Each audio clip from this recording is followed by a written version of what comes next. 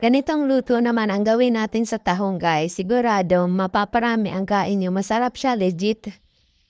So, tara na. Simulan na natin magluto ng ganito para maiba naman ang luto natin sa tahong.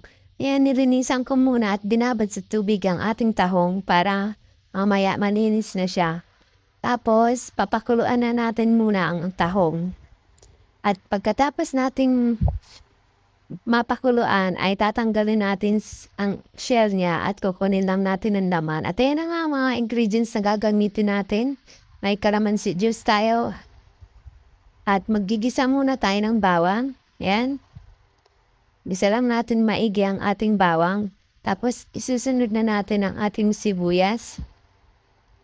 Maraming sibuyas at bawang ay lalong sasarap yan guys. So, mikas-mikas lang natin yan at isusunod na natin ang ating tahong. Ayan. Ang tahong guys, 2 kilo yan.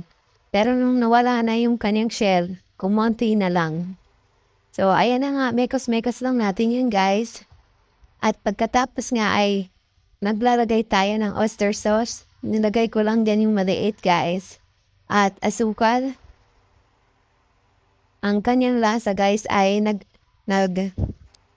nag-aagaw ang tamis, asim, at anghang ng luto natin. Kaya masarap to guys, try nyo. Legit talaga, masarap siya. Tapos, maglalagay tayo ng paminta. Yan, dabihan nyo ng paminta guys, para lalong umanghang.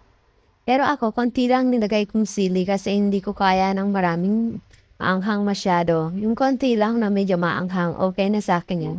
At maglalagay tayo ng tubig. Yan, ng water district para lalong maluto ang ating tahong. At hintayin lang natin yan hintayin lang natin matuyo ang sabaw niyan. At pagkatapos ay lalagay na natin ang calamansi juice. And guys, hintayin lang natin yan matuyo. At ilalagay na rin natin ang ating chili. Ayan guys, sobrang sarap nito, legit. Try nyo to guys. Ganitong luto naman gawin nyo sa inyong tahong, tiyak na magugustuhan nyo rin. First time ko itong magluto ng ganito at kung nagustuhan nyo nga ang video ito, huwag niyong kalimutang mag-follow. Salamat sa panonood!